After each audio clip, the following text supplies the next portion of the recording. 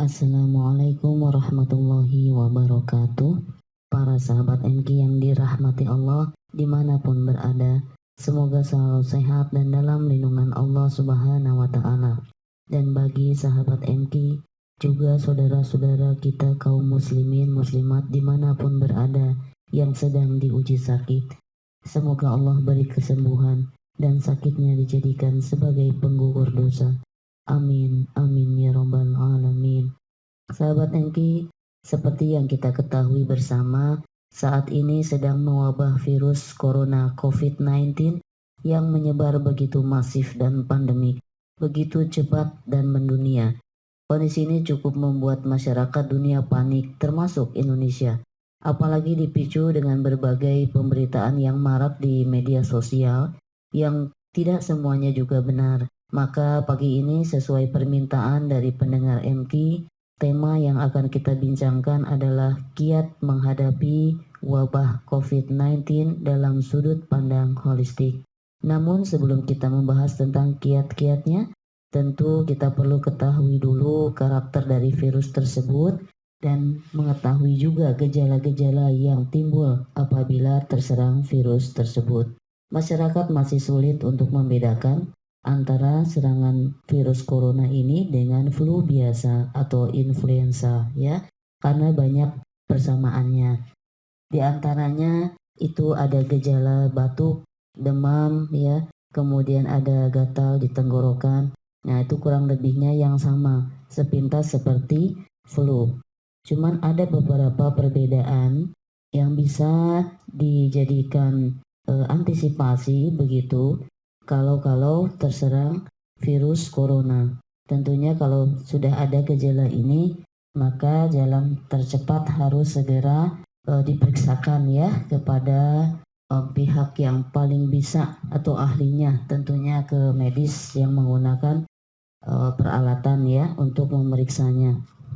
Apakah positif atau negatif? Perbedaan yang paling bisa dilihat dari influenza atau flu dengan serangan corona itu bisa dilihat dari ada tidaknya sesak atau kesulitan bernafas. Di situ kurang lebihnya. Biasanya corona juga itu ada disertai juga dengan diare. Ya, badan juga terasa lemas, kurang lebihnya seperti itu. Karena persamaannya kalau untuk penularan itu sama melalui cairan ya atau lendir yang keluar dari batuk atau bersin. Masa inkubasi dari virus corona ini memang lebih lama kalau dibandingkan dengan virus dari influenza. Kalau kita flu itu gejalanya cepat. Ya, setelah batuk ada demam, mungkin pusing, kemudian ada gatal tenggorokan, itu terus cepat. Kemudian disertai biasanya dengan nyeri-nyeri otot ya, persendian seperti itu. Tapi biasanya tidak lemas. Nah, dari situ ya. Tapi kalau di serangan corona itu agak lama masanya, hanya batuk-batuk, kemudian kadang belum disertai demam.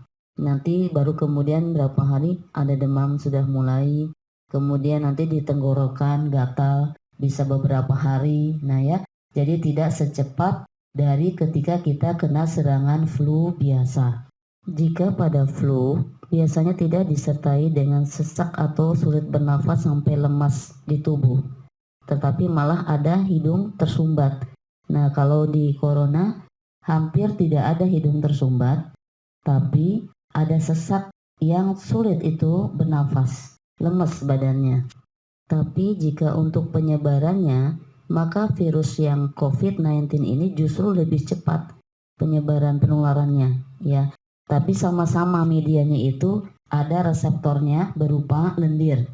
Pada prinsipnya virus itu bisa berkembang jika ada lendir di sana. Jadi kalau ada yang bertanya, bagaimana ini kalau misalkan kita bertransaksi, pegang uang gitu ya, atau ada benda-benda, apakah itu bisa langsung kita lihat di situ tertular dari uang itu atau seperti apa? Nah, pertanyaannya, kalau misalkan di uang itu memang ada terciprat lendir dari batuk atau bersin, nah itu kemungkinan besar virus itu bisa berkembang di sana.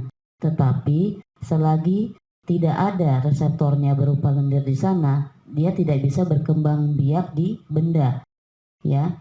Dalam jangka waktu beberapa lama dia bisa mati di sana. Nah, langkah kita itu antisipasinya, maka harus sering cuci tangan. Khawatir jangan-jangan ada mungkin benda itu yang sempat terciprat atau cairan mukosa atau lendir, dan kemudian di situ masih belum mati, ini sudah kita pegang. Nah, begitu kita pegang, belum sempat kita antiseptik atau belum sempat cuci tangan, kita pegang wajah. Nah, dari situlah penularannya. Lalu ada pertanyaan lain, bagaimana jika lendir dari ingus ataupun dahak yang dia itu menempel di kulit, misalkan di kulit bagian lengan. Apakah itu kita bisa tertular? Ya, belum tentu. Bisa tertular ketika lendir yang ada di kulit itu tidak sengaja kita pegang dengan telapak, kemudian tangan kita itu memegang wajah atau menggosok-gosok mata, maka di situ tertularnya. Selama di lengan yang tadi terciprat itu kemudian segera dibersihkan atau dicuci dengan memakai sabun, insya Allah virusnya mati di sana. Jadi tidak terus kemudian bisa masuk lewat pori-pori kulit, ya. Dia akan masuk melalui jalur pernafasan yang dia membutuhkan reseptor di sana untuk berkembang biak. Berupa apa itu? Berupa lendir yang ada di dalam saluran pernafasan. Jadi virus itu ketika dia masih berada di luar tubuh kita bisa mati dengan menggunakan disinfektan atau deterjen, ya, antiseptik. Itu bisa mati. Kalau misalkan dia sudah masuk di dalam tubuh kita, maka yang bisa membunuhnya itu adalah antibodi. Antibodi dari mana? Dari dalam tubuh kita sendiri. Dalam sudut pandang holistik, adanya gejala batuk, sesak, itu adalah merupakan gejala patologis dari kelemahan organ paru-paru. Maka perlu kita ketahui bagaimana sebetulnya mekanisme terjadinya, ya, begitu banyak lendir di dalam tubuh kita. Disebabkan karena ketidakmampuan energi paru yang harusnya turun ke bawah dan menyebar, ya, itu fungsi energi paru-paru. Dikarenakan adanya kelemahan energi paru-paru ini yang tidak mampu menyebarkan cairan dari atas tubuh ke bawah, itulah yang membuat terakumulasi menjadi dahak. Dahak merupakan benda asing bagi tubuh, maka tubuh secara otomatis membuat mekanisme untuk bisa mengusir benda asing tersebut, yaitu melalui batuk dan bersin. Di dalam tubuh kita secara fisiologis, paru-paru itu merupakan penguasa energi. Maka ketika fungsi energi paru-paru kita lemah, otomatis tubuh kita itu mudah lelah. Kemudian napas itu pendek, ya, bahkan suara itu tidak bisa lantang. Kadang-kadang kalau bicara lama itu terasa lelah. Dalam pandangan holistik, dikenal hubungan ibu dan anak antar organ. Maka paru-paru adalah anak dari organ limpa. Di organ limpa lambung itulah terbentuk awalnya nutrisi, ya, dari makanan-makanan kita yang masuk, di sana diolah untuk dijadikan nutrisi. Kemudian nutrisi itu bertemu dengan O2 atau oksigen yang ada di paru-paru, maka ini berhasil membentuk energi pertahanan, ya. Kita biasa menyebutnya sebagai energi pertahanan dada atau energi pertahanan luar. Artinya ini yang merupakan tameng, ya. Jika ada patogen benda-benda asing serangan dari luar yang masuk, maka jika energi dada ini atau energi yang dibentuk di paru ini kuat, maka itu bisa teratasi. Ya, misalkan benda-benda asing yang masuk melalui jalur pernafasan. Jika energi paru masih kuat, dengan sendirinya dia bisa mengusir benda asing tersebut. Baik, sampai di sini dulu. Di segmen selanjutnya kita akan bahas mengenai apa saja yang bisa melemahkan fungsi paru-paru dan bagaimana terjadinya antibodi atau energi pertahanan. Baik, kita lanjutkan bahasan kita, yaitu mengenai penyebab lemahnya paru-paru. Organ paru-paru ini itu bisa melemah karena beberapa hal, diantaranya dari emosi kesedihan, ya. Kesedihan yang berlarut-larut itu juga bisa membuat fungsi organ organ paru-paru melemah. Demikian juga dari kepanikan, stres yang luar biasa itu juga bisa menindas ke paru-paru. Ya, akhirnya paru-paru tidak bisa menjalankan fungsinya dengan baik.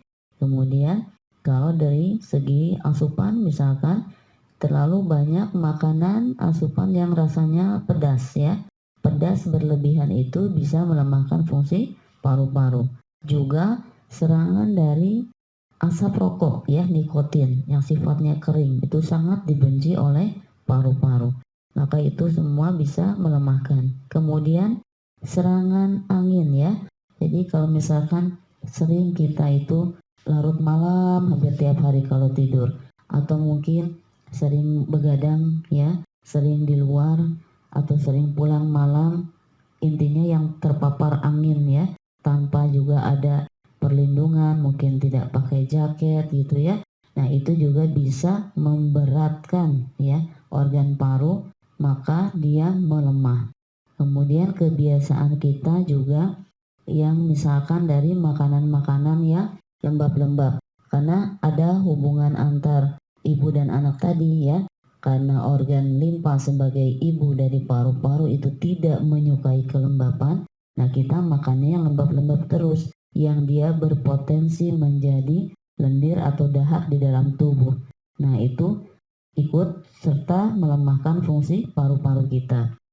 Ya, itulah diantaranya yang menyebabkan paru-paru kita bisa melemah. Nah, pada prinsipnya organ yang terkena dampak paling duluan, ya, paling pertama dari serangan luar, dari serangan benda asing itu memang di paru-paru. Nah, di paru-paru itu ada energi pertahanan dada, ya, yang sebelumnya kita bahas itu sebagai antibodi. Nah, terkait masalah ini, bagaimana pembentukan antibodi itu atau energi pertahanan itu, ya. Ada skemanya sebetulnya, ya, kalau di pelajaran holistik ini saya sampaikan simpel saja. Untuk membentuk energi pertahanan itu berawal dari makanan dan minuman yang masuk ke sistem cerna. Nah, di sistem cerna ini, di limpa lambung ini, makanan kita diolah, kemudian menghasilkan nutrisi. Kalau makanan minuman kita itu berkualitas baik, ya, yang memang tidak juga memberatkan organ limpa, kemudian ini bisa segera menghasilkan nutrisi. Nah, nutrisi ini kemudian bertemu dengan oksigen di paru-paru, maka membentuklah energi pertahanan. Ya, di situ energi pertahanan luar. Maka ini bisa berlaku sebagai tameng yang bisa melindungi kita dari serangan luar. Karena paru-paru ini menguasai jalur pernafasan kita, maka ketika ada benda asing yang masuk melalui jalur pernapasan tersebut, kalau energi pertahanannya ini kuat, maka dia bisa segera diusir. Tapi sebaliknya, jika energi pertahanan dada ini lemah, otomatis benda asing yang sudah masuk lewat jalur napas akan terus masuk sampai ke paru-paru. Di sana bisa berkembang biak, apalagi kalau di situ memang banyak sekali lendir sebagai reseptor untuk berkembang biaknya benda asing atau virus. Jadi yang menentukan kuat tidaknya antibodi kita itu ada dua hal. Yang pertama, bagaimana cara kita mengelola stres kita, ya. Karena stres yang berlebihan itu akan menindas organ-organ sehingga tidak bisa berfungsi dengan semestinya. Kemudian dari sumber pembentukannya, yaitu dari sumber makanan dan minumannya. Jika itu berkualitas dan tidak melemahkan fungsi organ, tentunya ini akan menghasilkan nutrisi yang baik. Otomatis dengan nutrisi yang baik, ditambahkan dengan oksigen yang ada di paru-paru, maka akan membentuk suatu antibodi yang kuat. Manusia terdiri dari ruh dan jasad. Otomatis untuk mengelola stres itu adalah merupakan vitamin untuk ruh. Ya, dengan mendekatkan diri kepada Allah, dengan memperbaiki ibadah-ibadah kita, lebih diperbanyak lagi, dengan banyak beristighfar, mentobati segala dosa, itu adalah bagian dari vitamin ruh. Dengan itu, kita akan mampu mengelola stres. Sedangkan dari segi jasad, otomatis dari sumber perolehan, ya, dari sistem cerna. Sistem cerna kita itu apabila kuat, maka otomatis dia akan bisa menghasilkan nutrisi, energi, dan antibodi. Ya, sumbernya itu ada di limpa lambung, di sistem cerna. Kita harus pahami karakter organ limpa ini tidak menyukai kelembapan, dan dia bisa dilemahkan dengan emosi berpikir, kemudian patah hati, kecewa, jatuh cinta, merindu, semuanya ke arah limpa. Maka berpikir yang berlebihan, kecemasan yang berlebihan bisa melemahkan fungsi limpa. Pada akhirnya kita makan sebanyak apapun, tapi organ limpanya lemah, tidak mampu merubah apa yang kita makan itu untuk menjadi nutrisi, energi, dan antibodi. Otomatis seperti itu, ya. Terlalu banyak kita mengkonsumsi makanan-makanan yang bersifat lembab, yang tidak disukai oleh organ limpa, itulah yang membuat semakin lemah sistem cerna kita. Ya, yang lembab-lembab itu dari olahan terigu, kemudian rasa manis yang terlalu berlebihan, atau mungkin juga dari cara pola makan kita, ya, yang tidak memberikan jarak antara makan dengan minum. Seperti yang sudah sering kita bahas, untuk memperbaiki pola makan, ya, mungkin makanannya sudah benar, tapi selesai makan itu kita langsung minum, maka ini yang akan menghalangi, ya, atau memperlambat proses pembentukan nutrisi di sistem cerna, jadi terganggu. Sedangkan prosesnya itu sebetulnya, ya, hasil penelitian itu selama 2 jam baru lambung itu kosong kembali. Jadi kalau belum apa-apa, kemudian kita langsung minum banyak setelah makan pokok, nah itu akhirnya si air akan berubah menjadi dahak di pembuluh darah. Ketika kita makan pokok, maka usahakan kunyah selembut mungkin, terutama yang ada nasinya. Ya, kunyahan kita itu ibaratnya sebagai telepon. Kita kasih tahu dulu ke sistem cerna, ke lambung bahwa akan masuk makanan, ya, terutama karbohidrat.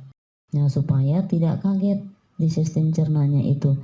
Kalau kita sudah telepon kan enak, ya. Jadi si lambung itu sudah mempersiapkan enzim-enzim untuk bersiap mengolah makanan yang masuk. Nah, jadi kita usahakan kunyah lembut, patokannya itu nasi itu sudah seperti bubur di mulut baru ditelan. Tapi bukan berarti diganti, langsung diganti sama bubur di piring, nah itu berbeda. Semakin sering kita makan bubur, semakin lemah sistem cerna. Kenapa? Karena kalau sudah makan bubur biasanya sulit untuk mengunyah yang lembut, langsung masuk, ya. Jadi biasanya lambung menjadi panas karena kaget, tidak ada telepon dulu dari kunyahan. Akhirnya apa yang terjadi? Biasanya kalau lambung panas itu cirinya jadi cepat lapar, ya. Hal lain yang perlu diperhatikan ketika makan, selain air putih, yang dijauhkan juga harus menjauhkan makan buah. Jadi buah itu tidak boleh dimakan setelah makan pokok. Kenapa? Karena ini nanti akan terjadi pembusukan di sistem cerna. Dari sanalah kemudian muncul berbagai penyakit. Jadi buah perlakuannya sama juga dengan air, berjarak 1 jam sebelum makan atau 1 jam setelah makan. Nanti akan terasa kalau cara makan kita sudah berubah seperti itu, insya Allah setelah makan yang didapat itu energi terasa bertambah. Kemudian mata juga terang. Itu tandanya bahwa nutrisi darah itu sudah terbentuk.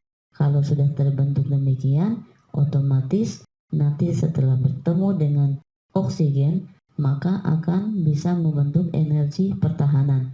Maka akan bisa melawan patogen yang masuk. Maka dapat disimpulkan apabila antibodi kita itu lemah, berarti penyebabnya adalah dari sistem cerna kita yang lemah. Jika bicara mengenai sistem cerna yang lemah, tentu penyebabnya ini karena dua hal. Yang pertama, dari materi yang dimasukkan ke dalam limpa dan lambung itu tidak seimbang atau pola makan yang keliru. Yang dimaksud tidak seimbang seperti apa? Artinya materi yang kita masukkan itu berlebihan ya dalam rasa, misalkan dalam sifat misalkan ya, atau kita coba cek selama ini makanan-makanan kita yang paling dominan apa. Biasanya itu akan membuat ketidakseimbangan. Misalkan kita lebih suka makanan-makanan yang bersifat dingin. Misalkan lalapan terus ya. Tidak terlalu menyukai sayuran yang matang. Nah, sayuran yang mentah itu, lalapan itu kan sifatnya dingin ya. Maka terakumulasi lama-lama akhirnya tubuh kita berubah menjadi sindrom dingin yang tadinya normal. Nah, setelah terjadi ketidakseimbangan, ada kecenderungan lebih banyak ke dinginnya, maka pasti nanti ada keluhan. Demikian pun sebaliknya. Misalkan kita makan itu dominannya yang panas-panas terus ya. Misalkan yang goreng-gorengan terus, bakar-bakaran terus, tanpa sayur gitu. Nah, kemudian lama-lama patogen panas yang akan menyerang. Jadi sama saja, tidak tercipta keseimbangan. Kalau tubuh seimbang, otomatis semua apa yang Allah ciptakan itu boleh kita makan selama halal dan thayyib, tapi tidak berlebihan. Apalagi jika kita mengkonsumsi berlebihan itu di sifat makanan-makanan yang lembabnya dominan. Padahal organ limpa kita mempunyai karakter dia tidak suka kelembapan. Maka ketika kelembapan sudah mulai berlebihan, nah otomatis fungsi organ limpa ini semakin lama semakin melemah. Kenapa kita ketika berbicara mengenai organ paru-paru, kita tidak bisa lepas dari membicarakan organ limpa. Karena secara sunnatullahnya memang organ limpa ini adalah ibu dari organ paru-paru. Itu hukum alam ya, secara fisiologis ada hubungan antara organ, yaitu hubungan ibu dan anak. Sebelum kita lanjut membahas kiat hadapi wabah corona ini, saya coba menjawab dulu pertanyaan dari sahabat MK. Yang pertama dari Pak Ratno. Dengan foto lidahnya ini berwarna putih pucat ya, agak lebar, bergerigi di sampingnya, menunjukkan sindrom lembab dingin. Nah, ini keluhannya kalau kedinginan pasti bersin-bersin dan flu. Ya, menunjukkan bahwa antibodinya lemah. Ya, karena limpanya lemah, otomatis paru-paru ikut lemah. Ya, jadi sulit terbentuk nutrisi darah, energi, dan antibodi. Ini terlihat dari lidahnya kelembapan dominan ya Pak. Mungkin selama ini banyak yang lembab dingin dominan asupan yang masuk. Misalkan dari olahan tepung terigu ya, atau gorengan atau roti atau mungkin mie yang berpadu dengan buah-buahan atau minuman teh, jus buah, air kelapa, susu sapi, dan lain-lain yang sifatnya dingin. Jadi untuk memperbaiki fungsi organ yang lemah dengan sindrom lembab dingin, hindari dulu yang sifatnya lembab dingin. Jadi Bapak lagi butuh kehangatan nih. Coba perbanyak makan daging merah ya Pak. Itu untuk menambah darah dan energi. Kemudian untuk susu kambing. Kemudian kalau untuk minuman bisa air jahe, bisa rebusan lengkuas atau ketumbar, atau cengkeh, atau kayu manis ya, semua rempah yang sifatnya hangat. Sambil dirubah cara makannya, usahakan bisa kunyah yang lembut, terutama untuk makan pokok yang ada nasinya ya Pak. Kemudian menjaga jarak minum. Minum itu dijaga 1 jam sebelum makan dan 1 jam setelah makan. Baru Bapak boleh minum.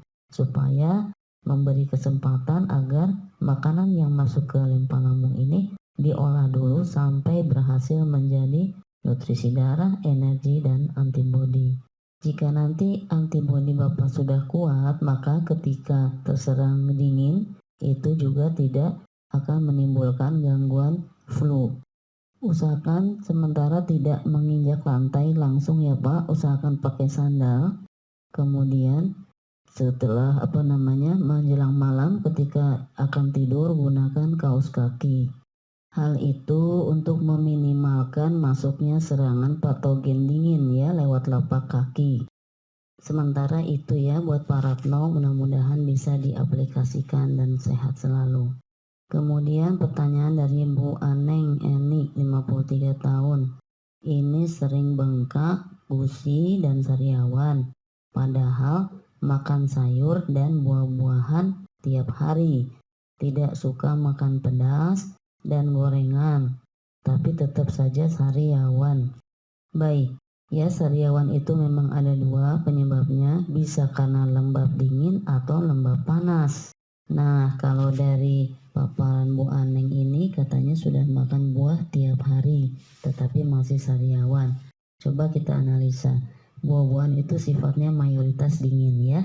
Nah, kalau misalkan memang sariawan itu disebabkan lembab panas, mestinya ketika buah-buahan masuk sariawannya itu cepat sembuh. Tapi ini yang terjadi sebaliknya. Sariawan makan buah-buahan tidak kunjung sembuh, berarti sariawannya karena lembab dingin. Itu pun terlihat dari lidahnya yang lembab, selaputnya berwarna putih. Itu ciri khasnya bahwa lembab dingin. Justru ibu nggak apa-apa ini kalau makan pedas ya, karena kalau lembab dingin ketemu sama pedas itu aman ya, pedas sifatnya panas ya, jadi masih bisa. Nah kalau gorengan yang memang tidak cocok apa? Karena kelembapannya, itu bahan olahannya juga dari tepung ya.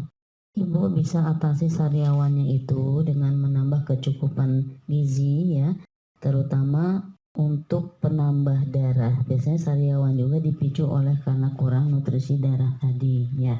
Nanti kalau lembab dingin berarti kita atasinya dengan yang sifatnya panas.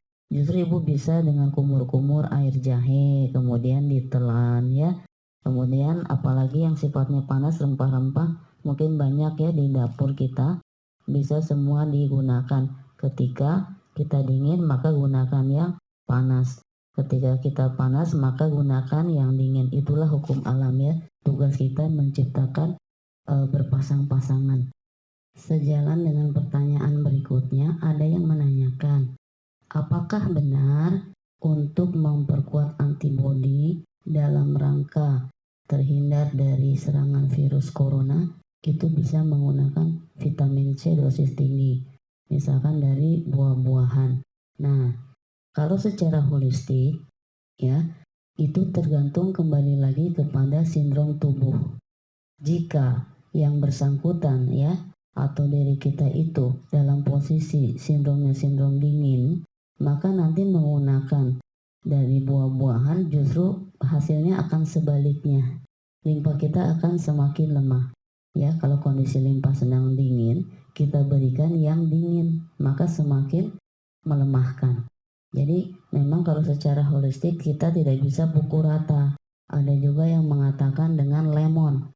Ya, buktinya ada yang mengkonsumsi lemon setiap hari selama 1 bulan penuh. Akhirnya yang terjadi bukan sehat, tapi justru sebaliknya, sistem cernanya semakin lemah, hari demi harinya semakin tidak berdaya tubuhnya.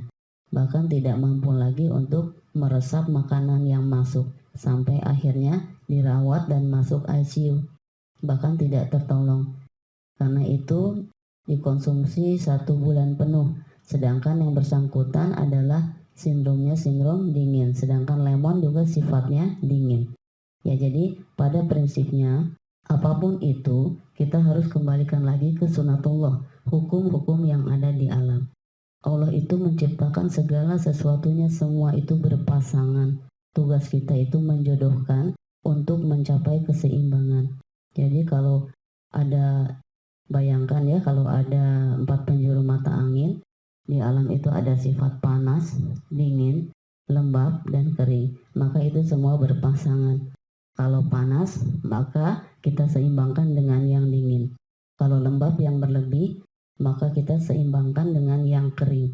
Kalau kering yang berlebih, maka kita seimbangkan dengan yang lembab. Pada prinsipnya, sehat itu sama dengan seimbang. Jadi kita tidak bisa menggunakan satu macam bisa untuk semuanya. Tidak ada obat dewa, ya. Karena sunatullahnya semua diciptakan berpasangan. Kalau laki-laki dengan perempuan, seperti itu hukumnya. Kalau laki-laki dengan laki-laki itu LGBT. Kalau perempuan dengan perempuan itu lesbian. Dan itu semua menyalahi sunatullah. Demikian pun dengan makanan asupan yang kita masukkan. Kecuali kalau kita dalam kondisi yang seimbang, maka di sana tidak ada larangan. Semua apa yang halal dan thayyib, makanan itu kita boleh konsumsi, tapi masih koma, tidak boleh berlebihan. Itu saja ya. Jadi asupan yang seperti lemon, jambu biji, atau kulit jeruk dan lain-lain yang sifatnya dingin itu bisa digunakan untuk memperkuat antibodi bagi yang sindrom tubuhnya panas, ya, yang organnya panas kondisinya. Apa cirinya? Minimal kita bisa lihat untuk yang sindrom panas, warna lidahnya itu, otot lidahnya berwarna merah dan ada selaput kuning yang melapisi di permukaannya. Tetapi untuk yang sindromnya dingin, maka gunakan yang sebaliknya, yang sifatnya hangat. Bisa gunakan air jahe, laos, ya, kencur. Nah, seperti itu bisa digunakan buat yang sindrom-sindromnya dingin dengan ciri lidahnya warnanya pucat dan berselaput putih di permukaannya. Mungkin itu dulu beberapa pertanyaan yang sempat kita jawab. Sekarang kita masuk pada kesimpulan kiat menghadapi wabah corona COVID-19. Yang pertama tentunya dari segi ruh, ya. Dari segi ruh kita berusaha untuk berlapang dada menerima wabah ini sebagai ketentuan Allah. Itu yang pertama. Kemudian yang kedua, kita bertobat dengan memperbanyak istighfar. Yang ketiga, meningkatkan kuantitas dan kualitas ibadah kita. Kemudian keempat, banyak berdoa, mohon perlindungan, mohon diberi kekuatan dan kesabaran dalam menghadapi wabah ini.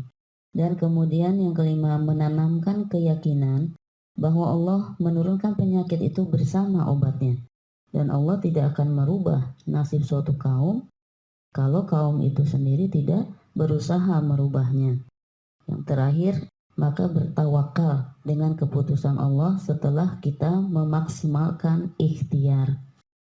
Nah, poin-poin ini tadi merupakan vitamin untuk ruh kita. Salah satu modal kita untuk memperkuat antibodi. Dengan vitamin ruh ini tentunya kita akan lebih bersiap menghadapi apapun yang terjadi. Kita sudah pasrah ya dengan tentunya maksimalkan ikhtiar. Jadi kita tidak lebih takut kepada virus dibandingkan kepada yang menciptakan virus itu sendiri. Kemudian yang kedua dari segi jasad. Kiatnya yang pertama tentunya lakukan pencegahan. Caranya kita menjauhi dari keramaian dan berdiam di rumah. Kemudian sering cuci tangan dengan sabun atau cairan antiseptik. Tapi dari penelitian ya, virus itu lebih mempan ya, lebih cepat mati itu dengan mencuci tangan dengan sabun. Ya, baru yang keduanya dengan cairan antiseptik. Jadi kalau kiranya di rumah posisinya lebih baik dicuci dengan sabun. Kecuali di tempat-tempat yang sekiranya tidak ada air, maka gunakan antiseptik.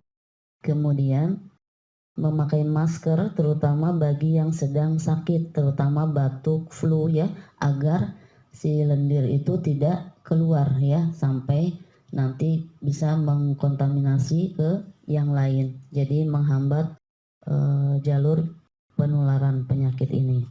Berikutnya kita menerapkan PHBS, yaitu perilaku hidup bersih dan sehat dalam kehidupan kita sehari-hari. PHBS ini kita bisa terapkan baik pada diri sendiri dengan menjaga kebersihan diri, baju yang bersih, kemudian kuku selalu dipotong ya, tidak panjang, kemudian mandi juga teratur ya, kalau sedang rasa kotor atau berkeringat, nah itu cepat ganti baju agar tidak menimbulkan kelembapan. Buang sampah juga pada tempatnya. Kemudian dari segi lingkungan juga begitu, kita jaga di rumah-rumah itu ventilasinya cukup udara supaya tidak lembab. Kemudian yang sekiranya merasa fisiknya lemah, usahakan tidak tidur itu di tempat yang lembab atau tidak di bawah lantai. Usahakan ada penghalangnya ya dari kayu.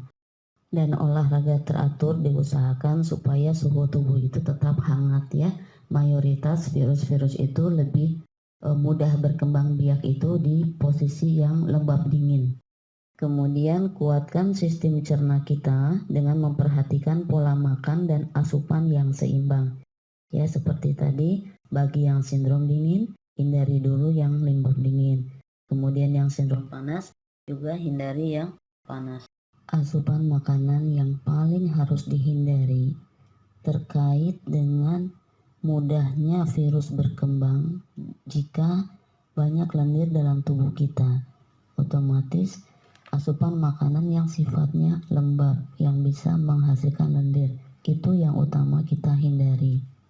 Makanan yang sifatnya lembab yang bisa memicu lendir dalam tubuh itu selain dari olahan tepung terigu bisa berupa coklat, keju, santan, kelapa, dan kacang-kacangan seperti bumbu pecel atau mungkin bumbu kupat tahu, bumbu sate, bumbu somai ya. Bumbunya itu yang terbuat dari kacang sifatnya lembab. Termasuk di dalamnya buah-buahan yang sifatnya manis ya, berlendir itu sangat lembab. Seperti mangga manis, melon, sawo ya, yang lembab itu terasanya manis. Sedangkan buah yang asam cenderung kering. Cuman kering juga dibagi dua. Ada panas kering, ada dingin kering. Kalau buah-buahan yang sifatnya dingin rasanya asam, maka dia kering sifatnya. Contoh untuk jeruk misalkan. Jeruk sifatnya dingin. Kalau rasanya manis, berarti dia dingin lembab. Kalau rasanya asam, maka sifatnya dingin kering. Bagi yang sindromnya lembab dingin, untuk sementara asupan serat dari buah-buahannya bisa dikonsumsi dari kurma, pisang, dan alpukat. Itu cukup dulu untuk yang lembab dingin. Sampai nanti kondisi sindromnya sudah normal kembali, maka seluruh buah-buahan boleh asal tidak berlebihan. Itulah beberapa hal yang bisa dilakukan untuk pencegahan. Kemudian yang kedua, jika sudah positif terkena virus corona, yang pertama jangan panik ya. Perhatikan tipe tubuh kita masuk sindrom dingin atau sindrom panas, supaya nanti penanganannya pun tidak keliru. Biasanya lidah yang bisa diamati dari pasien yang sudah terjangkit virus corona itu lidahnya basah ya. Jadi semacam memang lendir, ada selaput yang agak tebal. Nanti tergantung selaputnya itu, kalau warnanya kuning itu berarti menunjukkan lembab panas. Tapi kalau selaputnya berwarna putih tebal, itu berarti menunjukkan sindromnya dingin. Maka untuk penguatan antibodinya disesuaikan dari asupan makanannya ya, yang dingin dengan yang panas dengan yang dingin. Dan penanganannya memang harus hati-hati. Jadi misalkan di rumah sakit tidak tertampung, bisa dilakukan isolasi di dalam rumah. Tentunya kamarnya tersendiri, Kemudian seluruh keluarganya juga mengusahakan penjagaan diri yang semaksimal mungkin, menjaga jarak, kemudian sering cuci tangan, memakai masker, dan baju selalu cepat ganti ya untuk dicuci, sambil support untuk memberikan makanan-makanan bergizi yang bisa meningkatkan antibodi. Seimbangkan antara protein, karbohidrat, dan mineral ya, vitamin dari sayuran-sayuran yang dimasak matang. Kemudian dari proteinnya, kalau yang tipe dingin lebih diperbanyak yang daging merah, sedangkan yang tipe panas diperbanyak daging putih seperti ikan atau ayam. Yang utama tidak ada kepanikan ya, berusaha supaya tidak panik, supaya bisa bersikap yang rasional begitu ya. Jadi tidak takut yang berlebihan, karena kalau takut berlebihan otomatis nanti fungsi organ pasti ikut melemah dan antibodi tidak berhasil dibentuk. Virus yang sudah terlanjur masuk ke dalam tubuh itu bisa mati sendiri ketika nanti antibodi kita sudah kuat ya, bisa sanggup membunuh kuman tersebut. Demikian hal-hal yang bisa saya sampaikan terkait dengan kiat-kiat menghadapi wabah corona COVID-19. Mudah-mudahan kita semua bisa melalui ini dengan kesabaran menghadapi situasi yang memang tidak nyaman saat ini, tapi insya Allah apa yang kita lakukan mengikuti petunjuk dari para ahli dan kebijakan pemerintah, mudah-mudahan semuanya dalam rangka untuk kebaikan, agar pada akhirnya nanti kita bisa melalui ini dengan baik. Minimal sampai dengan bulan Ramadan kita sudah bisa menikmati ibadah Ramadan dengan khusyuk. Kita harus yakin di balik setiap kesulitan pasti ada kemudahan. Mudah-mudahan wabah ini memberikan hikmah yang besar buat bangsa kita. Ya, mulai dari diri sendiri, keluarga, dan masyarakat pada umumnya. Dengan ini mudah-mudahan kebiasaan kita menjaga kesehatan itu juga terus berlanjut setelah wabah ini berakhir. Dan mari kita doakan bagi pahlawan-pahlawan kesehatan, para dokter, perawat, dan tenaga kesehatan yang telah berjibaku untuk membantu saudara-saudara kita yang terjangkit penyakit corona ini. Semoga selalu diberi kesehatan dan kekuatan serta kesabaran dalam menjalani tugasnya. Dan bagi yang telah wafat dalam bertugas, mudah-mudahan dicatat sebagai syuhada dan husnul khotimah. Amin, amin ya rabbal alamin. Terakhir saya informasikan bagi sahabat yang mempunyai keluhan demam, batuk, atau flu yang ingin berobat ke rumah sehat ABIO, kami informasikan untuk bisa melakukan diagnosa lewat WhatsApp. Kemudian nanti kami lakukan diagnosa di situ. Lalu sekiranya dibutuhkan nutrisi untuk penguat antibodi akan dilakukan dengan cara pengiriman. Bisa menghubungi ke nomor adminnya di 0821 2882 3200. Demikian sedikit ilmu yang bisa saya sampaikan bagi sahabat MK sekalian. Mudah-mudahan ada manfaatnya. Apabila ada kesalahan, sungguh itu adalah dari kekurangan diri saya sendiri. Dan jika benar, itu datangnya dari Allah semata. Sampai jumpa bulan depan. Wabillahi taufik wa hidayah. Wassalamualaikum warahmatullahi wabarakatuh.